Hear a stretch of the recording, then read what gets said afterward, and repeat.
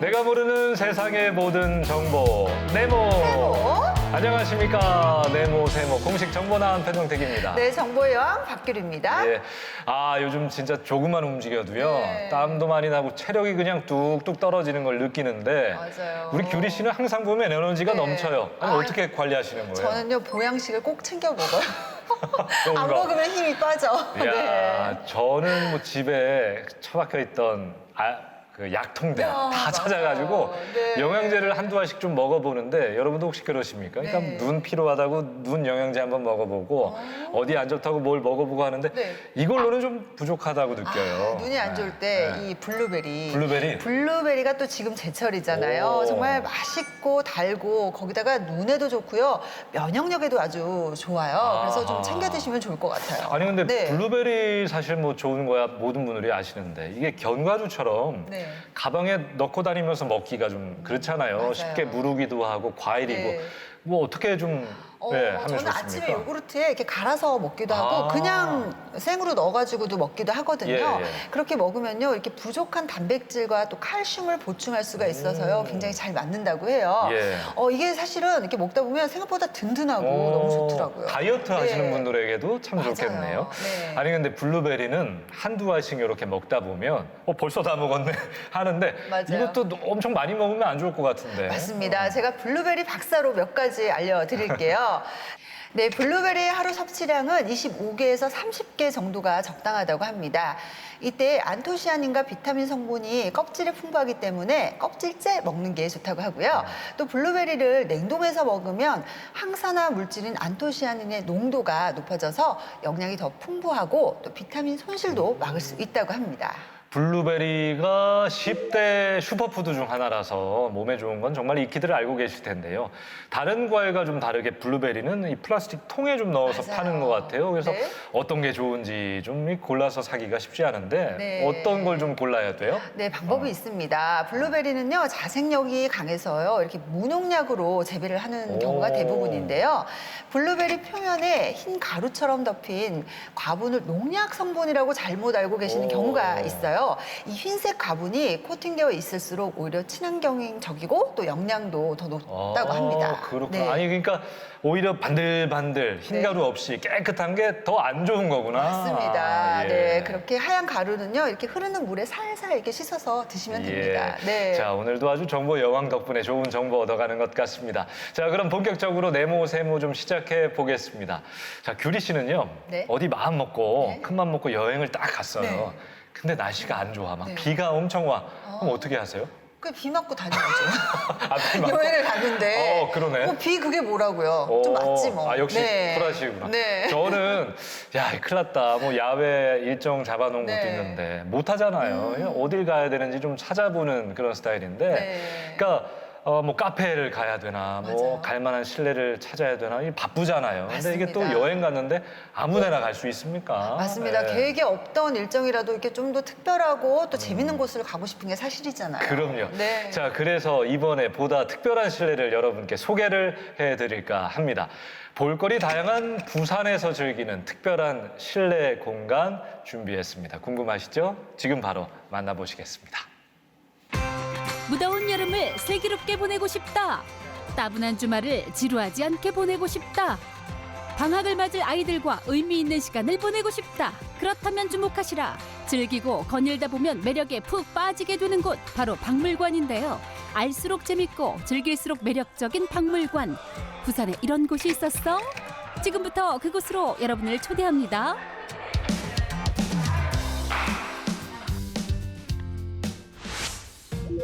첫 번째는 부산의 한 번화가 부근에 위치한 곳인데요. 이곳으로 말할 것 같으면 옛 한국은행 부산본부 사옥이 역사, 문화, 관광을 아우르는 공간으로 재탄생한 곳입니다. 지하 1층, 지상 6층 규모로 전시실뿐 아니라 카페, 미술관, 어린이 체험실, 시민 편의 공간 등을 두루 갖춘 복합 문화 공간으로 조성됐는데요. 근현대 역사관은 매우 중요한 특징을 가지고 있는데요. 첫 번째는 이 건물 자체가 문화재 건물이라는 겁니다. 그래서 별관 같은 경우에는 기념물로 지정되어 있고요. 또 여기는 문화재 자료로 이렇게 지정되어 있고요. 1963년도에 만들어진 금고시설을 그대로 볼 수 있습니다. 지금은 한국은행이나 다른 곳에 가도 이런 금고시설을 잘 볼 수가 없거든요. 그래서 옛날 문화재 시설들을 그대로 잘 볼 수 있다는 것도 하나의 장점이고요. 그리고 두 번째는 저희가 기획선실과 상선실에 가보면 부산의 근현대 역사에서 가장 중요한 꼭지점이 되는 중요한 사건이라든가 이런 콘텐츠들을 다 볼 수가 있습니다. 근데 단순히 이제 유물만 볼 수 있는 것도 아니고 영상 체험이라든가 디오라마라든가 우리가 다양한 전시 콘텐츠를 통해서 여러 가지를 함께 누릴 수 있다는 것이 중요한 특징이자 장점이라 할 수 있습니다. 은행 지하 금고가 미술관으로 변했다.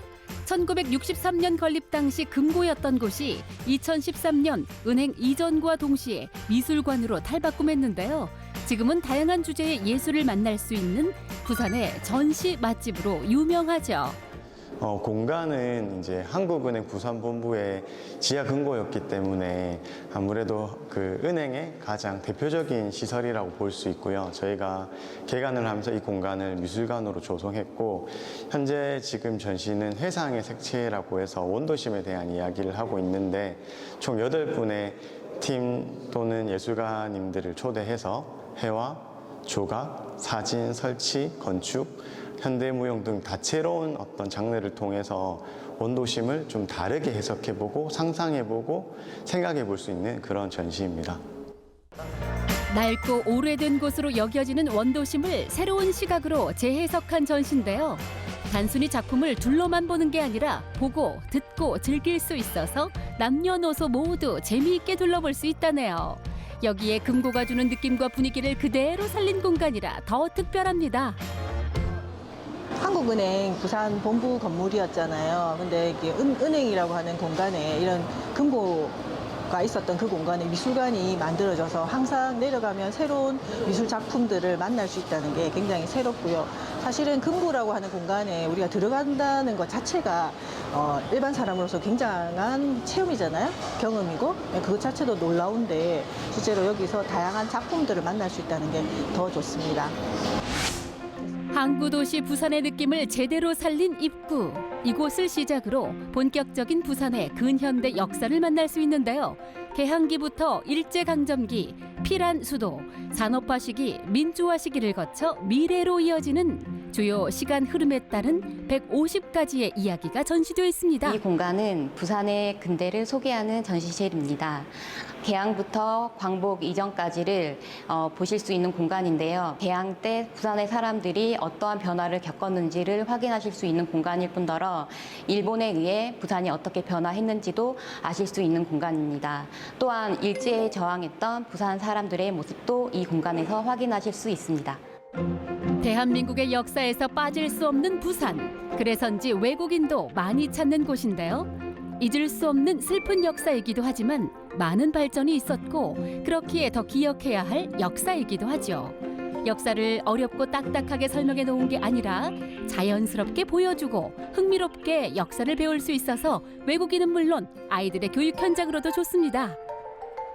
엄마 아빠랑 왔는데 옛날 물건들도 많고 체험해볼 것도 많고 신기했어요. 근대 도시 부산은 관문을 열다 달라진 부산, 근대의 시공간, 부산항의 변천 등을 소주제로 다루는데요. 초량 외관 일대를 그린 초량 화관 지도를 비롯해 1880년대 일본 거류지를 그린 포산항 견취도 등 근현대사를 담은 유물이 전시되어 있습니다. 박물관 테마 전시에서는 문진우 사진작가가 발품을 팔아가며 30여 년간 공들여 촬영한 부산의 생생한 도시 스케치를 전시했는데요. 도시개발과 성장 속에서 잊힌 부산의 도시 풍경, 마을 풍속 등을 만날 수 있습니다. 네, 저희 전시장 안에 들어가시면 총 3부 13장으로 구성되어 있고요. 교차하는 도시의 장면, 사라진 마을의 기억, 아스라의 나무 풍속 등 부산의 다양한 모습과 지금은 볼 수 없는 옛 풍경들, 그리고 그 속에서 살아가던 사람들의 모습들을 담고 있습니다.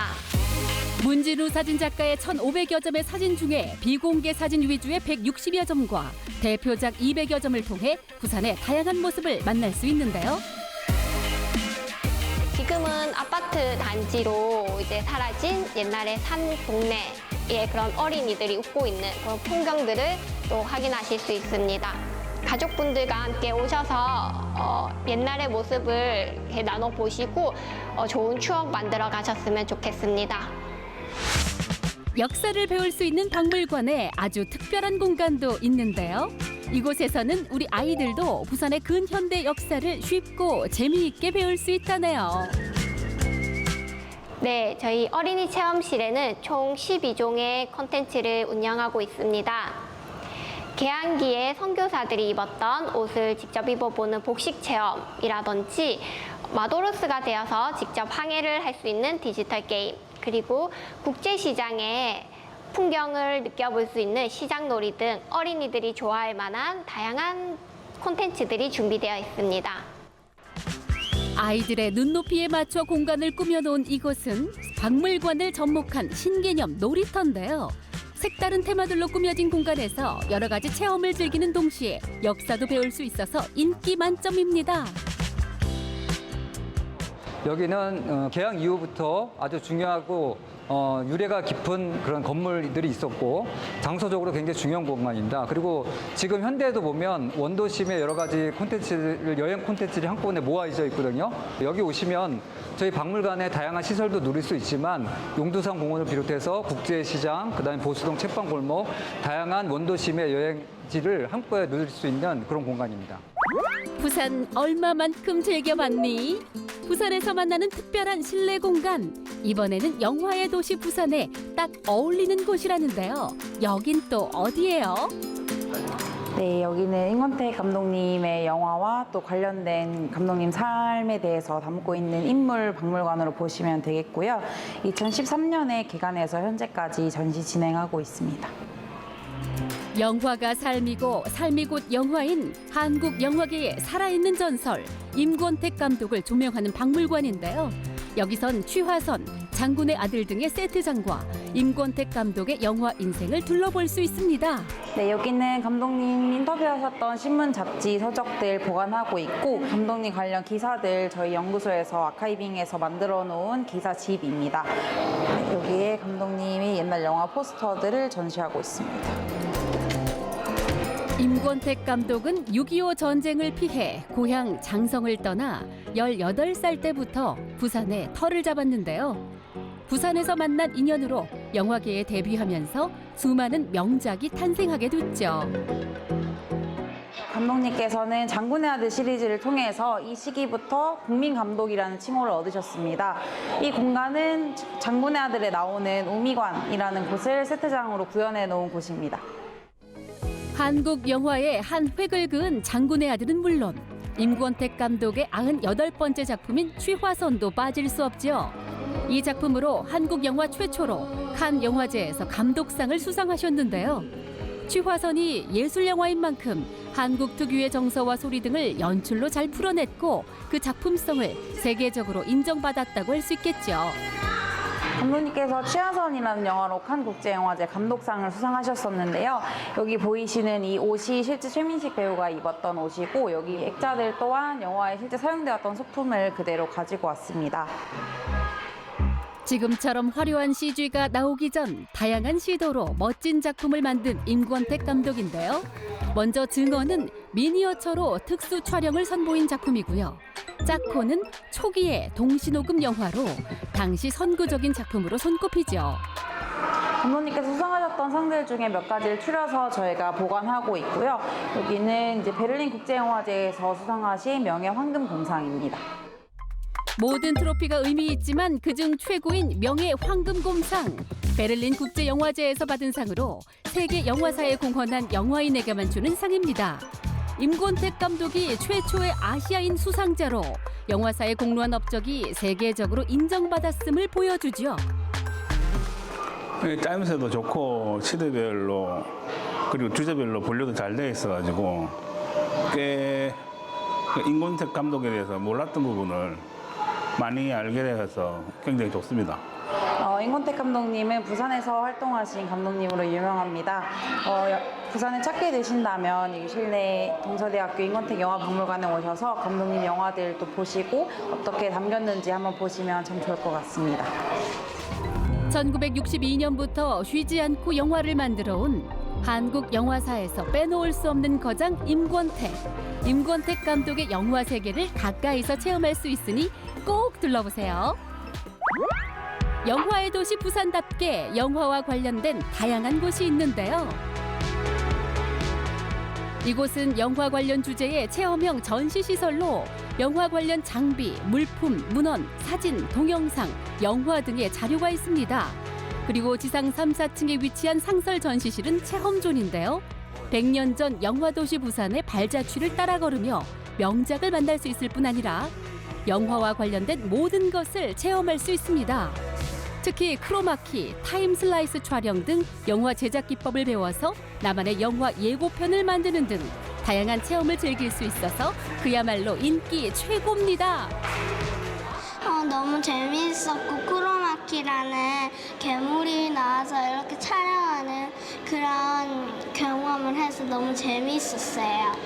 다른 체험들도 하고 영화도 봐서 재밌었어요. 신기해서 다음에 또 와서 더 좋은 추억을 만들고 싶어요. 영화를 체험하고 영화 관련 전시물을 즐길 수 있는 곳으로 시민과 영화의 소통 창구 역할을 하는데요. 영화 콘텐츠를 쉽고 재미있게 관람할 수 있어서 가족과 함께 오면 모두 즐거운 시간을 보낼 수 있습니다. 영화도시 부산을 제대로 경험하고 싶다면 기억해 두세요. 날씨와 상관없이 즐길 수 있는 공간. 박물관이 재미없다는 편견을 깨주는 곳. 아이들과 함께하는 실내 나들이 공간으로 친구, 연인과 함께 새로운 추억을 만들기에 안성맞춤인 곳. 부산에서 유익한 역사를 배우며 의미 있는 시간을 보내고 싶다면 꼭 방문해보세요.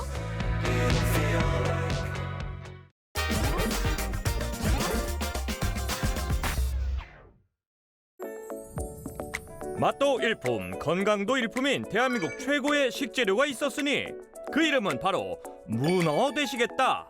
먹음직스러운 자태로 손님의 입맛을 유혹하는 건 물론이요, 쫄깃쫄깃한 식감까지 자랑하는 문어 요리의 세계로 빠져보실까요? 자, 들어갑니다. 최고. 술이 그냥 술술 넘어갑니다. 오늘 찾아갈 곳은 대한민국 도시 중 4번째로 인구가 많은 곳, 바로 대구 아이가. 미식의 도시 대구입니다. 문어 요리를 만나기 위해 첫 번째로 문을 두드린 곳. 이른 시간부터 손님들로 북적이는 걸 보니 어마어마한 맛집인 것 같은데요. 그런데 이때 살아있는 문어가 전골에 그대로 입수. 와, 엄청 큰데? 올여름은 문어 조개탕 어떠세요? 일찍부터 사람들이 가게에 모이는 이유, 바로 여기 요 문어 조개탕 때문이라는데요. 이야, 육수에 퐁당 빠진 문어 때깔이 아주 최고입니다. 최고. 너무 커요. 이래 문어 큰 거 같고 진짜로 이 다산이 넣는지 모르겠어요. 조미료가 안 들어가고 재료가 신선하고 신선한 재료로 하는 게 차별화된 것 같습니다. 문어를 살아있는 거를 처음 직접 넣어주셔가지고 지금 정말 쫄깃쫄깃해요. 싱싱한 조개와 꿈틀꿈틀 살아있는 문어의 만남. 이건 무조건 놓칠 수 없지. 사진으로 인증샷 남기는 건 물론이요, 덤으로 SNS에 업로드까지 완료. 그 덕분에 대구에서 문어 요리하면 문어 조개탕 빼놓을 수 없다는데요. 싱싱한 문어 조개탕을 만들기 위해 가장 먼저 필요한 건 뭐니 해도 크고 실한 문어부터 건져야겠죠?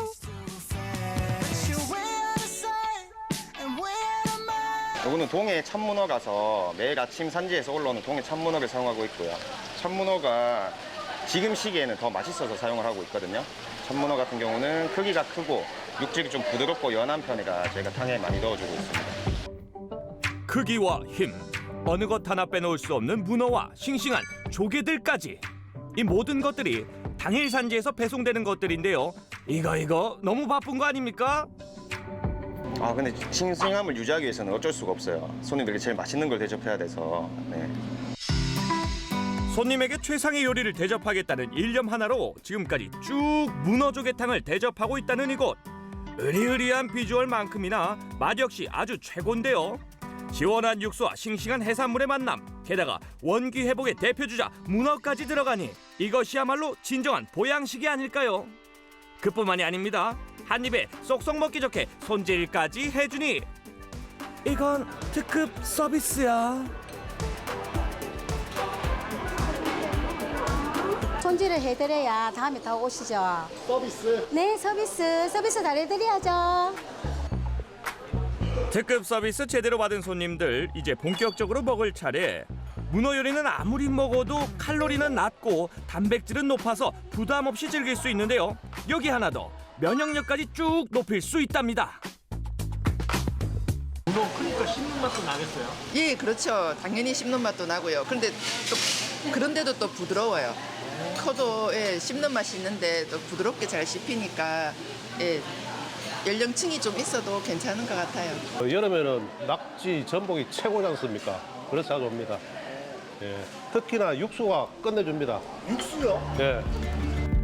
손님들 하나같이 입을 모아 극찬하는 또 다른 식재료, 바로 육수입니다.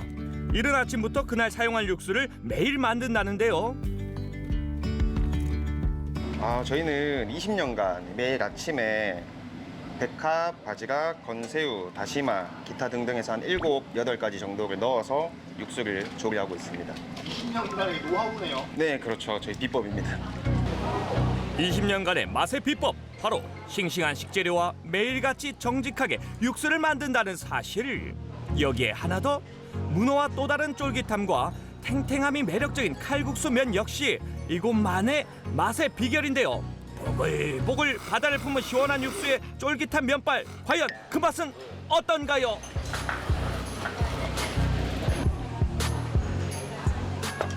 야, 이 제대로다 이거. 마지막에 이 칼국수를 넣어 먹어야 음식을 다 먹는 것 같지. 대구 오시면 조돌 해물탕 꼭 한번 드시러 오세요. 조돌 해물탕 최고예요. 두 번째 문어 요리는요. 안녕하세요. 네, 어서 오세요. 수족관을 가득 채운 해산물 보시라. 싱싱한 문어들이 제작진을 반겨주는데요. 안녕, 나도 반가워. 여름엔 문어 숙회가 최고죠. 여름 음식의 별미 싱싱한 문어 숙회를 맛보려면 이곳으로 모여라. 탱글탱글한 식감과 문어 고유의 맛을 입안 가득 음미할 수 있으니 채소와 함께 싸먹으면 더 건강해진 기분인데요.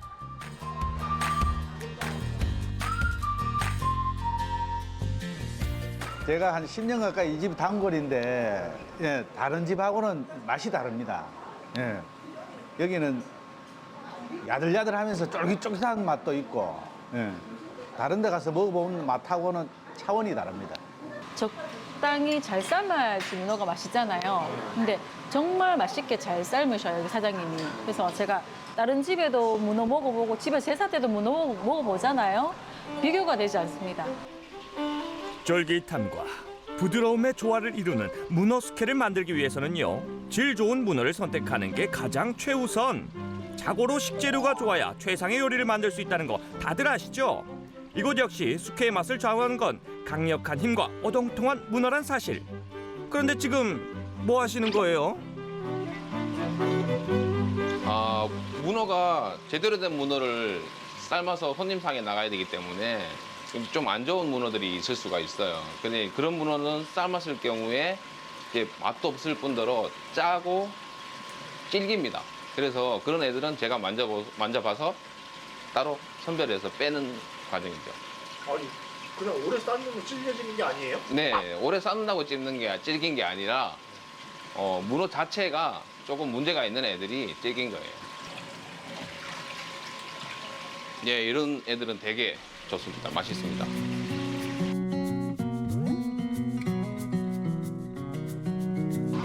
오랜 세월 문어 숙회를 만들다 보니 만져보기만 해도 맛있는 문어인지 아닌지 알 수 있다는 주인장. 이게 바로 노하우 아닐까요? 자, 이제 본격적으로 문어를 삶을 차례. 흐르는 물에 문어를 깨끗이 손질한 뒤 바로 팔팔 끓는 물에 삶아주는데요. 이때 숨은 비법 하나쯤은 있을 것 같은데 하나만 알려주세요. 저희는 그냥 삶아요. 이제 어떤 데는 이것저것 뭐 넣고 첨가물을 넣고 삶으시는데 저희는 그냥 삶습니다. 문어의 맛을 중요시하는구나. 네, 그렇죠. 그냥 그 자체만으로도 맛있는 문어가 맛있는 거예요. 맛이 있는 문어라면 어떤 물에 삶아도 다 맛있다는데요. 이야, 막 삶은 문어 보이시나요? 마치 그림으로 색을 입혀놓은 듯이 붉은 빛깔이 정말 아름답습니다. 이제 주인장의 본격적인 칼솜씨 뽐내볼 차례. 슥슥 스쳐만 가도 깔끔하게 손질 완료. 이렇게 손질된 문어 숙회는요, 맛도 맛있지만 비주얼 역시 감탄 그 자체인데요. 그 덕분에 SNS를 통해 입소문을 제대로 나면서 손님들의 발길이 끊이지 않는다고 합니다. 이거 내가 여기 몇 번 와서 먹어봤는데 문어 숙회 사시미 이거 생물이라고 하더라. 에이, 아닙니다, 형님. 이거 생물 절대 이렇게 얇게 못 썰어요, 이거. 절대 아니에요, 이거. 반장 있네. 속고만 살아서. 사장님!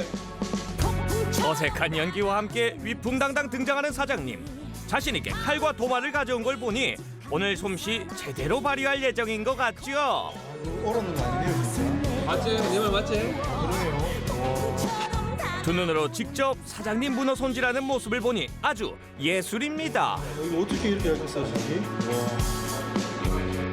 최대한 얇게 썰어야 문어의 본연의 맛을 느낄 수 있다는 문어 숙회. 과연 그 맛은요? 야, 확실히 얇으니까 더 맛있네요. 썰 때 뭐 특별한 건 없어요. 그냥 숙련된 기술로 얇게 써는 것 뿐이고요. 그리고 중요한 거는 문어 자체에 맛이 있는 문어냐 아니냐의 그 차이입니다. 입안 사르르 녹는 문어 숙회 맛에 기분까지 절로 좋아지고요. 우리 건강까지 튼튼해지니 올여름 문어 안 먹을 수 없겠죠?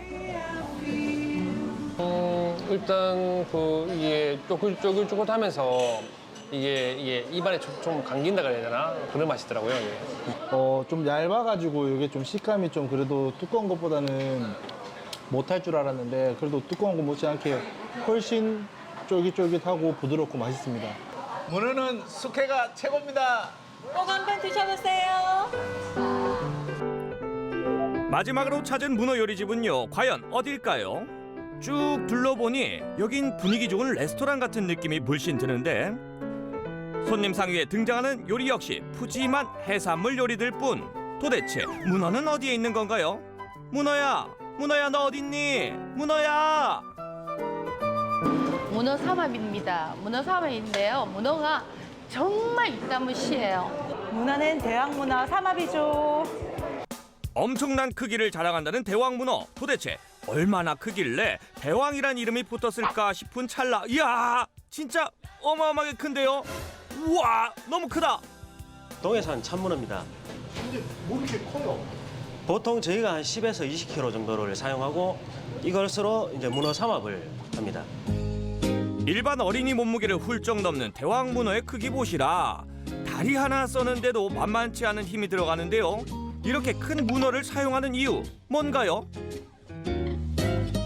육질이 삶았을 때 부드럽고 그리고 껍질이 유지가 잘 돼서 숙회로 냈을 때 최상의 퀄리티를 낼 수 있기 때문에 동해 대왕문어를 쓰고 있습니다. 문어 산업에 딱 맞다는 대왕문어. 단단한 모양과 식감 탓에 다른 식재료와 잘 어우러진다는데요. 잘 익은 돼지고기와 쫄깃한 문어, 마지막으로 묵은지까지 접시에 올려주면 문어 삼합이 완성됩니다. 네, 일반 저희가 묵은지에다가 저희만의 이제 가스오다시 그 가다랑어 포로 육수를 내서 이제 새롭게 저희만의 묵은지로 새롭게 만듭니다. 특별한 레시피를 통해 아주 색다른 맛을 낸다는 문어 삼합. 수육 역시 아주 독특한 방법으로 만든다고 하는데, 아니 그런데 수육은 삶는 거 아닙니까? 네, 수육을 삶는 중입니다 지금. 근데 왜 프라이팬에 이렇게 튀기세요? 요 기름이 많은 부위가 저희가 먹을 때 좀 느끼함을 좀 없애기 위해서 기름을 빼는 작업입니다. 수육하기 전에. 아, 이게 일반 수육이랑 다른 건가 보네요. 네, 저희 집만의 이제 비법이죠. 느끼함을 제거한 돼지고기는 곧바로 뜨거운 물에 잘 삶아주는데요. 그다음 잘 익은 문어와 돼지고기 그리고 특급 소스가 들어간 묵은지까지 그릇에 예쁘게 담아주고 나면요, 육지와 해산물의 만남 문어 삼합이 완성됩니다. 비주얼이 최고급 레스토랑 부럽지 않죠? 맛있게 드세요. 예쁜 그릇에 담긴 문어 삼합을 보니 젓가락이 빨라지는 건 당연지사겠죠. 김 위에 수육과 문어, 묵은지까지 함께 올리니 이게 바로 환상궁합 아니겠습니까? 이렇게 김으로 싸서 드시면 아주 맛있게 드실 수 있습니다. 문어 삼합과 함께 문어 요리를 즐겨보세요. 맛과 건강까지 책임지는 문어 삼총사 요리 어떠셨나요? 올여름 기운 없고 지칠 때 문어 요리 드시면서 잃어버린 입맛도 챙기고 건강까지 챙겨보시길 바랄게요.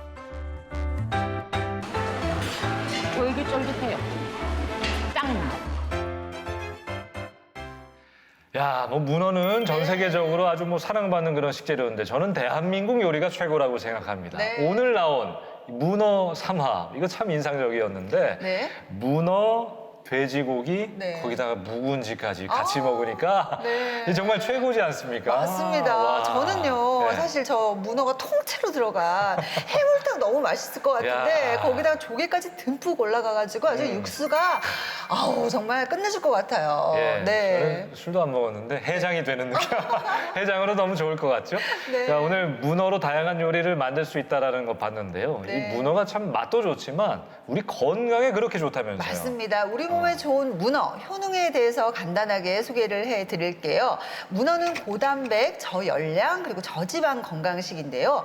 특히 타우린과 셀레늄 성분이 풍부해서 간의 해독 작용을 돕는다고 합니다. 그래서 피로 회복에도 굉장히 좋다고 합니다. 예, 네. 또 문어는 체내 콜레스테롤 수치 조절과 혈액순환에도 큰 도움을 준다고 합니다.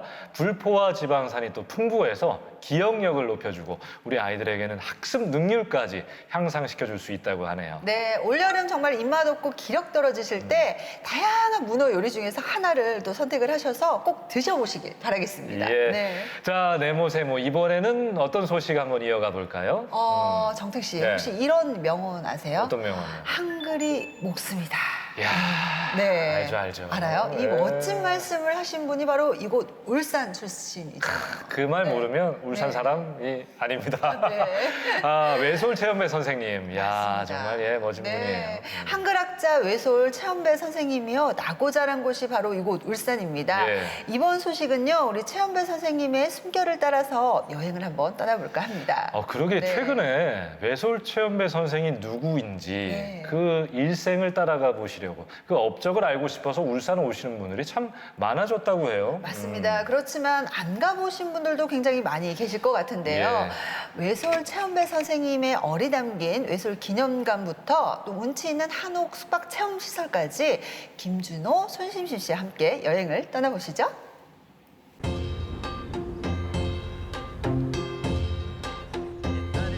한글의 소중함을 깊이 새기는 의미 있는 여정, 울산 중구로 향합니다. 동서양을 막론하고 연꽃을 굉장히 거룩하게 생각합니다. 왜 거룩하게 생각하느냐면요. 바로 떼약볕에 꽃봉을 올리고 진흙탕에서도 꽃봉을 올리기 때문이죠. 민족의 암흑기에 일제 36년 동안 한글을 지키기 위해서 한글로서 연꽃을 피운 분이 계십니다. 우리나라 모든 분들이 알아야 되실 훌륭한 분이신데요. 바로 외솔 최연배 선생님이십니다. 한글만큼 오늘 또 뭐냐면은 한옥도 굉장히 많이 즐길 수 있습니다. 우리 거기 한 1박 하나요? 무슨 자는 것만 자꾸 생각해요. 아니, 1박 좋지 않습니까? 한옥하면 자는 것만 생각하지 마세요. 한옥하면 김준호 씨. 한옥을 느낄 수가 있습니다. 네, 한번 한번 가보시죠. 가시죠. 고풍스러운 한옥의 풍경과 우리 한글을 지켜낸 귀한 분과의 만남, 외솔의 향기를 찾아 떠납니다.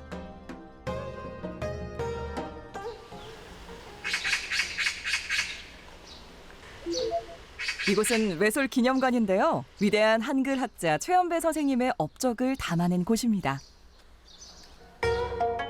우리 한글을 지킨 독립운동가이자 평생 한글 보급에 앞장선 최연배 선생님. 오늘 우리가 함께할 주인공이신데요. 와, 최연배 선생님 너무 잘생기셨어요. 그 당시에 모든 보이지. 모든 보이. 예, 공부도 너무너무 잘하시고 나는 사실은 이 선생님 때문에 고통을 엄청 당했어요. 어떤 고통을? 나는 내가 왜 국어국문학과 출신 아니에요. 네. 순수 한글을 대학가가 처음 접한 거예요. 어떤- 이걸 다 이리 바꿔요. 어떻게- 명사를 보고 이름씨, 이름씨. 동사를 보고 음직씨, 그다음에 형용사를 보고 뭐라고 하냐면은 그림씨 이런 식으로. 근데 나는 쉬운 게 동사를 움직시 하잖아요. 네. 동사가 뭐지 하는 것보다 동사를 움직이는 거다. 그거를요. 그거 해석해 내는 게 더 머리가 아파요. 난 편한데. 이분이 그 한 최고의 그 명언이 뭐냐면은 한글이 목수입니다. 애국하는 사람이 따로 있는 것이 아니라 저 산촌 농촌 한글 사랑이 곧 나라 사랑임을 강조하며 평생을 한글 연구에 힘써온 국어운동가. 이곳은 그의 업적을 기리고 한글에 대한 정신을 알리기 위해서 만든 기념관입니다. 이 위대하신 분이 네. 바로 여기 바로 이 자리 울산 출신이고 특히 요 병영 출신 병영. 와, 얼마나 영광이에요. 그래서 여기 기념관을 만들어 놓은 거예요. 2010년에 문을 연 외솔 기념관은 몇 달 전 새 단장을 거쳐 재개관을 했는데요. 전시물들을 시간순으로 재구성해 좀 더 보기 쉽게 꾸몄습니다. 선생님의 업적과 생애를 기록한 전시들은 그가 평소 어떤 위인이셨는지를 짐작하게 해주는데요. 1930년대 후반 그 사회적인 분위기 알죠? 그 당시에. 모든 그 문화민족 말살 정책으로 이래가지고 굉장히 힘들었잖아요. 뭐 이름도 우리 바꾸게 이름도 바꾸기도 하고 우리 말도 춤도 못 못 쓰게 췄어요 하고. 그때. 그런 엄혹한 시대에 1937년도에 이 책을 만든 거예요. 이게 그 유명한 우리 말본. 그 이게 힘든 시기에. 최인배 선생이 이게 역작이에요. 이걸 만들어가 이 기초를 닦은 거예요. 이게 이걸 만든다는 것 자체가 어떤 거냐면 목숨을 진짜 내걸고하는 거 마찬가지. 잡혀갈 수도 있고. 그러니까 생긴 말이 뭐냐면 한글이 목숨. 선생님은 한글 맞춤법 통일안을 마련하고 우리말 사전을 편찬하는 데도 심혈을 기울였는데요. 지금의 가로쓰기 체계를 확립해 국어 정책의 초석을 다진 분도 최현배 선생님이십니다.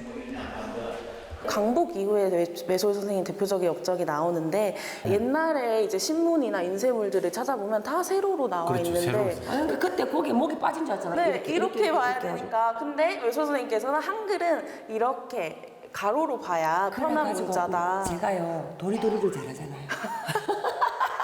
또 이제 옛날에는 신문 같은 경우에도 몇십 년 전만 해도 한자로 표기된 게 더 많았고 그래서 한자를 모르는 사람은 이게 무슨 말이지 신문을 봐도 이제 한자를 모르는 사람도 쉽게 이해할 수 있도록 한글을 쓰고 그 옆에 같이 한자를 써서 네, 이제 누구나 쉽게 배우고 이해할 수 있게 이제 아는 사람만 알지 말고 모두가 우리 국민들이 다 알 수 있게 쓰자 이거를 정책적으로 또 실현을 하신 분이 외솔 최현배 선생님이십니다.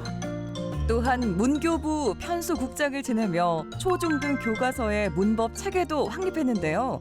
선생님의 이런 숨은 노력과 정신은 지금의 우리가 한글을 사용하고 말하는데 불편함이 없도록 큰 기여를 했습니다. 기념관 이게 옥상이에요, 옥상. 여기가 이제 그 진짜 최현배 선생님 태어나시고 한 돈. 그 기념관이 그 자리에 지어진 거지. 2층 야외 공간에는 선생님이 나고 자란 생가 터를 복원해 뒀는데요. 이곳은 선생님이 초중학교를 졸업하고 서울 고등학교로 진학할 때까지 생활했던 곳이라고 합니다. 1년에 한 번 정도는 뭐 한글날도 좋고 그 있잖아요. 왜 뭐 외래어 안 쓰는 날. 어떻게 했으면 좋겠어요? 이름을 지금 왜 사실 한자어로 이렇게 붙인 거 아니에요, 지금? 그렇죠, 그렇죠. 근데 인디안들은 왜 자기 그 이름이 약간 기르도 왜 참 의미가 있잖아요. 늑대와 춤을, 황야의 바람 뭐 이런 식으로. 그렇죠, 그렇죠. 우리도 한 풀어가지고 해보자고. 그러면은 자기 이름은 어떻게 돼요, 그러면? 나는 깊은 마음의 손심심입니다. 오, 괜찮네. 괜찮잖아요? 나는 빼어날 준자에 하늘 호자거든요. 안녕하십니까. 저는 김빼어난 하늘입니다. 참도 빼어나다. 아, 이거 재밌네, 이거. 자기 그러니까 이름 가지고. 자기 이름을 이렇게 내면의 걸 다 내놓잖아요, 그죠? 그 쓸 때 쓰더라도 아, 이런 우리말이 있다는 그것만 좀 인식은 좀 해줬으면 좋겠어, 사실은. 안녕하십니까. 저희들은 김빼어난 하늘과 깊은 마음을 가진 손심심입니다. 외솔의 향기를 따라간 다음 여정, 한옥 도서관입니다. 바로 요 생가 옆에 그 정말 그 외솔 선생의 어떤 그 한글 사랑 정신을 갖다가 그 공부하는 함으로써 왜 느끼라고 한옥 도서관이 또 있어요. 또 어울리네요, 한옥 도서관. 아우 정말 어울리지. 외솔 선생님하고 어울리지. 예. 오 진짜 야 고즈넉하다. 입구부터 한옥 향기 뿜뿜 뿜어내는 외솔 한옥 도서관. 한옥 특유의 멋스러움이 눈길을 사로잡는데요. 이곳은 도서관답게 다양한 책들이 가득 메우고 있습니다. 동네 사랑방 같은 편안한 분위기여서 아이 손잡고 찾아도 좋고요. 조용히 사색하며 책장을 넘기기에도 더없이 좋은 공간입니다. 서울에 두세 군데 있고 여기가 그 한옥 도서관이잖아요. 외솔 한옥. 외솔 한옥. 네. 왠지 좀 솔향도 나는 것 같기도 하고요. 참 좋습니다. 나무로 지어져 있어가지고 들어오시면 아마 나무 향이 확 나실 네. 겁니다. 네. 솔향이 나요. 네네네. 네, 외솔 최연배 선생 122돌 맞아가지고 네. 기념으로 조성을 했는데 이제 그렇게 기념으로 조성하다 보니까 한글 도서라든지 외솔 최연배 선생님에 대한 책들도 많이 있고 예. 현재 한 책이 한 4,000권 정도 이렇게 편안하게 오셔서 보시면 될 것 같습니다. 그러니까 아니 순서가 딱 맞는 게요. 예. 기념관 보고 그다음에 저 생각. 생각 가가지고 네. 왜 조금 이렇게 그거 보고 느낌 좀 즐기시다가 네네. 이리 오셔가지고 책 다 펼쳐가 보니까 그 솔향을 느끼면서. 그다음에 제일 좋은 거 진짜 옛날 선비들도 저 누중에 저기서 왜 공부하고 그랬거든요. 그러니까요. 최연배 선생님의 한글 사랑을 되새기며 책 한 권 꺼내들기 좋은 분위기. 외솔체에서의 낭만도 빼놓을 수 없는데요. 최근에 도입한 이 책 읽어주는 로봇은 아이들에게 인기가 좋다네요. 되게 고마워. 하마도 기쁘게 받아줘. 아, 네, 요즘 날씨도 더운데 이제 오며 가며 여기 외솔 한옥 도서관 들리셔가지고 땀도 좀 식히시고 책도 보면서 이제 마음의 여유를 갖는 시간 가지시면 좋을 것 같습니다. 뜨거운 태양이 부담스러운 날 시원하게 시간 보내기에 좋은데요. 더위를 잊게 하는 피서지로도 전혀 손색이 없을 것 같네요. 움직씨가 붙는 거지. 움직씨가 붙어가지고 별이 별도 움직이게끔. 외솔 한옥 도서관에서 나와 찾은 곳 바로 병영성입니다. 이곳은 조선 태종 때 쌓은 구릉 형태의 성인데요. 병영이잖아요. 병영. 요 울산 사람들은 병영이 안 하고 뭐라고 하냐면 비영이다 그래. 비영. 왜 그런 단어를 쓰죠? 병. 여기에 병. 뭐냐면은 조선 전기에 이게 외구들이 왜 하도 침략을 많이 해가지고 우리 백성들을 괴롭히고 하니까 식량 노락질해 가고 하니까 여기에다 이제 외구를 막기 위해서 군인들을 갖다 주둔시킨 거예요. 그게 요새 같으면 이거 해석을 하면 뭐냐면은 사단급의 어떤 군사 시설이 이게 군사 시설이죠. 당시 약 700명의 군사가 상주했다고 하는데요. 전투 시 적이 오는 것을 막는 치성과 성 외곽을 파서 만든 해자와 같은 방어 시설을 갖추고 있습니다.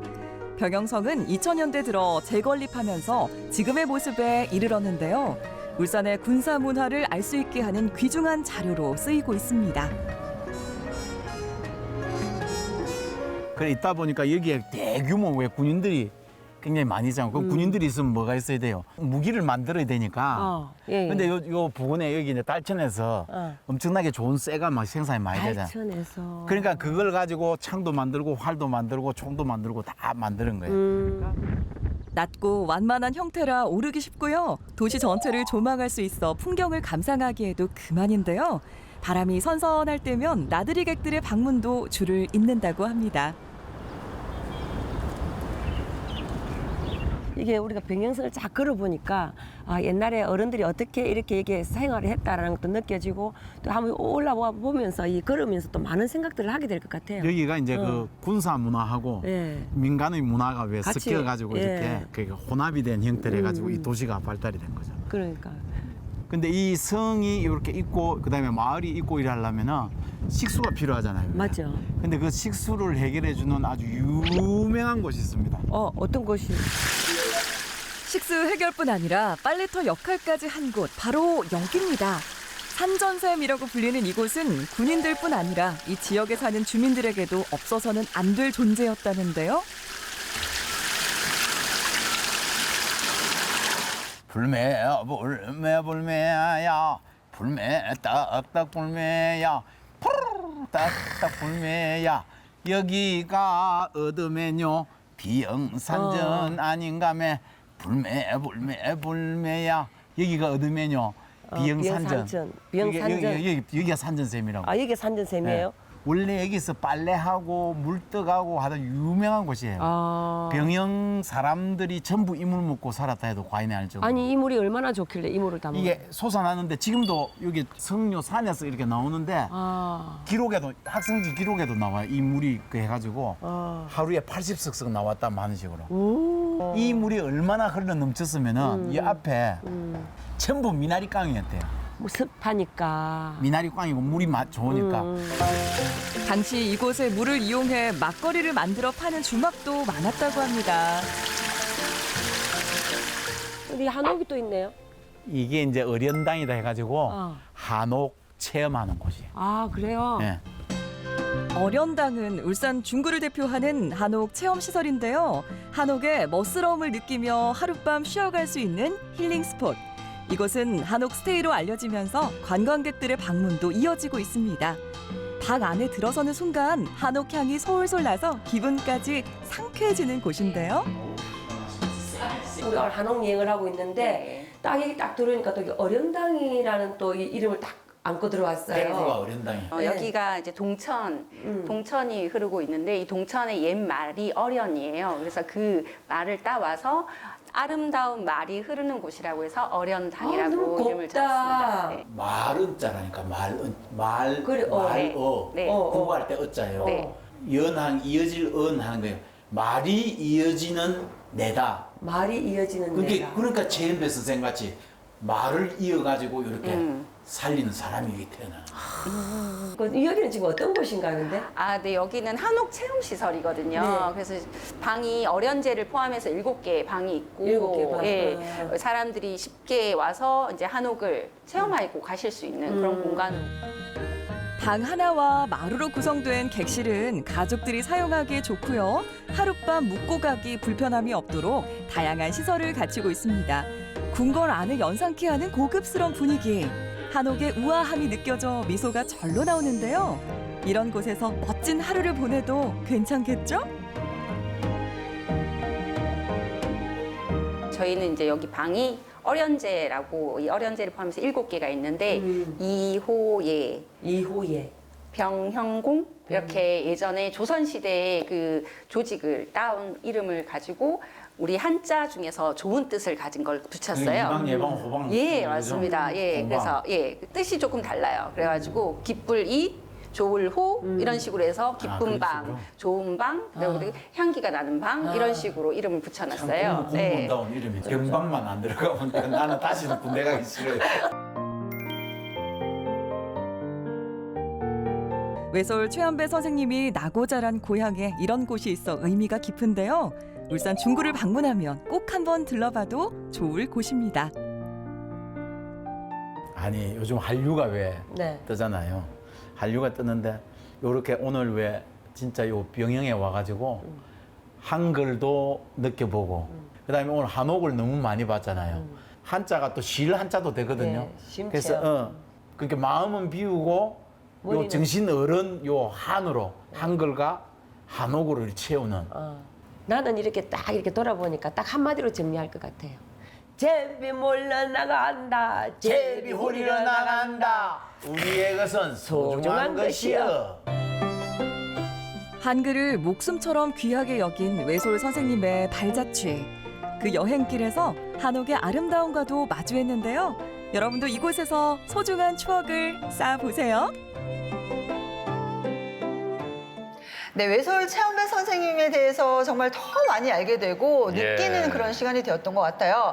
정택 씨는 뭐 이미 이렇게 가본 곳도 있다고 하는데 어떤 곳이 가장 인상이 깊었어요? 울산에는 매년 한글 축제도 열려요. 외솔 최한배 선생의 고향이다 보니까 그래서 뭐 생가터도 가봤고요. 기념관도 가봤는데 정말 볼 게 많고 아이들한테 알려줄 것도 굉장히 많습니다. 규리 씨는 뭐 가본 곳이 있습니까? 정말 안타깝게도 저는 아직 한 번도 가보지를 못했어요. 네, 우리 우리나라의 한글 보급에 이렇게 앞장서신 최연배 선생님의 업적을 또 이렇게 따라가 보는 여행이라서 그런지 정말 더 가야겠다, 정말 더 가고 싶다 이런 생각이 드네요. 맞아요. 네. 그러니까 한글은 세종대왕이 창제하셨지만 네. 우리가 지금 쓰고 있는 그 단어, 말 중에 네. 외솔 최연배 선생님께서 만든 것들이 굉장히 많거든요. 네. 그래서 그런 업적을 남기신 분이니까 아이들 손잡고 그런 거 좀 알려주시면 아주 네. 훌륭한 교육 공간이 될 것 같습니다. 네, 저는 정말 혼자라도 꼭 가야겠다는 생각이 듭니다. 예. 네, 외솔 기념관에 가시면요, 우리 어린이들을 위한 토요 체험 프로그램들이 진행이 됩니다. 전시 해설과 함께 기념관도 둘러보시고요, 또 주제별로 체험에 참여를 할 수가 있다고 합니다. 아이들 데리고 꼭 한번 방문해 보시면 어떨까 합니다.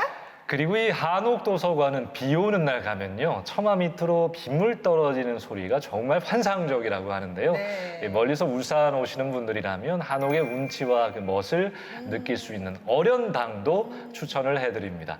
들어가는 입구부터 한옥 그 향기가, 네. 예, 나무 향기가 솔솔 나는 기분까지 좋아지는 곳입니다. 아유, 어련하겠어요. 예. 이렇게 어련당은요, 귀하신 분들 또는 가족들과 이렇게 여유 있게 휴가를 즐기기도 참 좋을 것 같고요. 예. 이렇게 하룻박 숙박 체험도 해가면서 또 울산에 이렇게 많은 코스의 여행들을 이렇게 둘러보면 정말 맞아요, 훌륭한 맞아요. 코스가 되지 않을까 싶어요. 예. 네. 아마 어떤 분을 모시고 오더라도 참 오길 잘했다, 잘 정했다, 훌륭하다 이런 칭찬을 받으실 겁니다.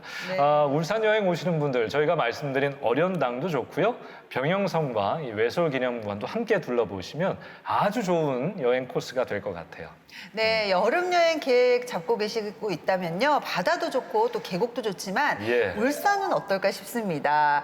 외솔 최연배 선생님의 향기를 찾아서 떠나는 여행 여러분들께 추천해 드립니다. 예, 자 오늘 저희가 준비한 소식은 여기까지입니다. 더위의 기세가 정말 무섭잖아요. 네. 예, 시간이 지날수록 좀 더 지쳐가는 것 같은데요.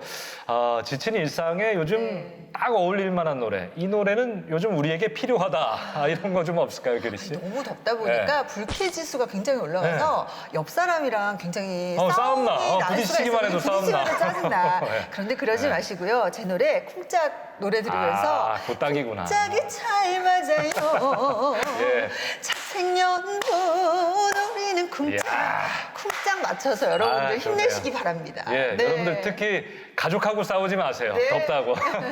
자, 저희는 다음 주에도 재밌고 알찬 소식으로 찾아오겠습니다. 내가 모르는 세상의 모든 정보 네모. 다음 주에 만나요.